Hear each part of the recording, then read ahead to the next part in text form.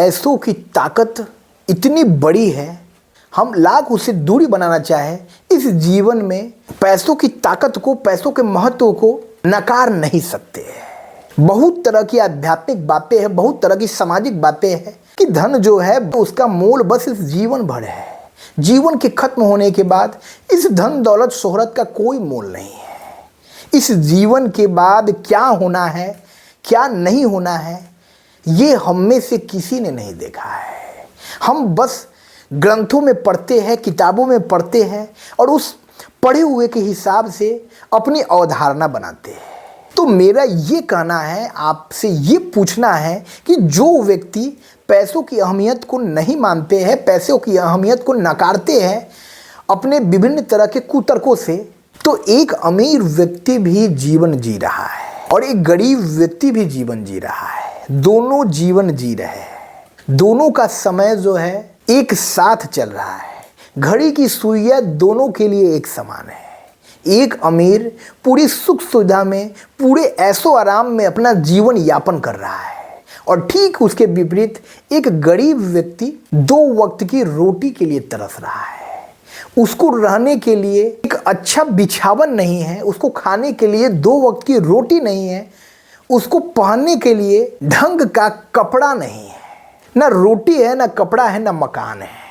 ये हमारी मूलभूत आवश्यकता है जिनके बिना इस जीवन की कल्पना नहीं की जा सकती है। और एक गरीब व्यक्ति के पास, जिसकी स्थिति बद से बदतर है, उसके पास न रोटी है, न कपड़ा है और न मकान है, लेकिन फिर भी उसका जीवन इस अभाव की परिस्थिति में भी गुजर रहा है।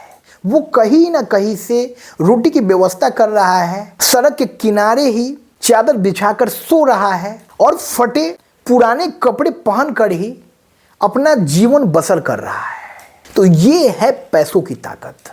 पैसे नहीं है, धन नहीं है तो हम गरीब कहलाते हैं और धन है तो हम अमीर कहलाते हैं। दोनों परिस्थितियों में हमारा जीवन कट रहा है। एक परिस्थिति में हम ऐशो आराम के साथ, सुख सुविधाओं के साथ जी रहे हैं और दूसरी परिस्थिति में हम 2 वक्त की रोटी के लिए तरस रहे हैं। लेकिन दोनों का अंत होना है, दोनों के जीवन का अवसान होना है। तो दोस्तों, जब जीवन खत्म होना है और जीवन के खत्म होने के बाद हम इस धरती से एक छोटा सा पत्थर का टुकड़ा भी लेकर जा नहीं सकते। जैसा कि हम सुनते हैं, जैसा कि हम देखते हैं। लेकिन पैसों का महत्व इस जीवन में है और हमको जीना भी है इसी जीवन में, क्योंकि इस जीवन के बाद की अवधारणा को हम नहीं मानते, हम नहीं जानते कि इस जीवन के बाद क्या होना है। तो जब तक हमको जीवन में रहना है, हमको सुखपूर्वक रहना है, हमको सुविधा संपन्न रहना है। और ये सब कैसे होगा? ये सब होगा पैसों से। एक गरीब इसलिए गरीब है क्योंकि वो मेहनत नहीं करना चाहता है, उसको उस गरीबी में रहने की आदत हो गई है। एक अमीर अमीर इसलिए है क्योंकि एक वक्त वो भी गरीब था, लेकिन उसने मेहनत किया, उसने परिश्रम किया और उस मेहनत परिश्रम की बदौलत उसने अपने कार्य को उस मुकाम तक पहुंचाया कि आज उसके घर में पैसों की बारिश हो रही है। उसके साथ ही उसके नाते रिश्तेदार, उसके पारिवारिक सदस्य भी आनंदित है, प्रफुल्लित है। ये है पैसों की ताकत। आज की आधुनिक युग में सच्चाई, ईमानदारी, कर्तव्य निष्ठा, ये सब सैद्धांतिक बातें हैं। इन सब बातों का मोल एक सीमित दायरे में है। आज कोई भी व्यक्ति यदि खुद को ईमानदार कहता है तो इसका मतलब ये है कि उसकी सही कीमत नहीं लगी है। हर व्यक्ति आज बिकाऊ है, उसकी सही कीमत लगनी चाहिए।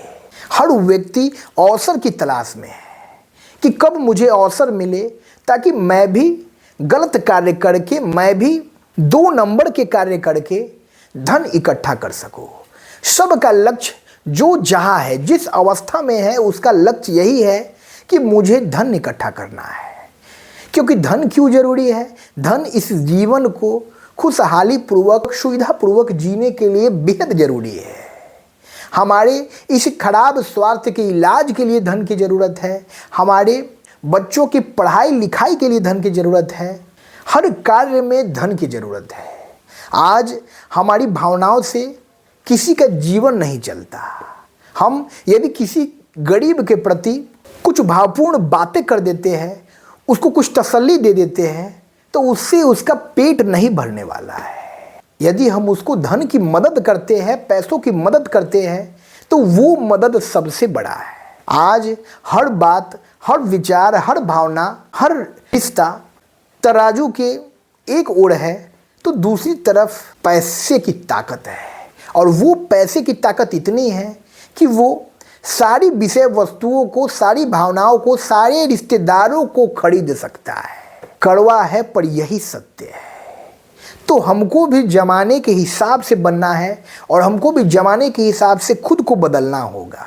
हमको इस धन के महत्व को समझना होगा, हमको इस धन की ताकत को समझना होगा और व्यर्थ फिजूल खर्ची से बचना होगा। धन को संचय करना होगा, धन को सही कार्य में लगाना होगा और जिस भी माध्यम से हम धनार्जन कर रहे हैं उस माध्यम का भी आभार व्यक्त करना होगा, उस माध्यम की भी कद्र करनी होगी। तभी हमारे घर लक्ष्मी का वास होगा और हम सुख सुविधा संपन्न होंगे। दोस्तों, जीवन एक बार मिलता है और ये जीवन हमको मिला है और इस जीवन में पूरी सुख सुविधा के साथ, पूरे आनंद के साथ, पूरे उल्लास के साथ इस जीवन को जी लीजिए। यदि हमको अच्छे कपड़े पहनने का शौक़ है, लग्जरियस गाड़ियों में घूमने का शौक़ है, बड़ी बड़ी इमारतें खरीदने का शौक़ है, तो अपने इस शौक़ को ख़त्म मत कीजिए। आपके ये शौक़ आपको अमीर बनाएंगे, आपके ये शौक़ आपको कड़ी मेहनत करने के लिए प्रोत्साहित करेंगे और उसी मेहनत के बदौलत एक दिन आप इन सारे मुकामों को प्राप्त करेंगे। आपको ये परवाह नहीं करना है कि समाज के लोग क्या कहेंगे। समाज के लोग कहेंगे कि ये जो है शो ऑफ कर रहा है। भाई, मेरे पास है तो मैं दिखा रहा हूँ, तुम्हारे पास है तो तुम भी दिखाओ।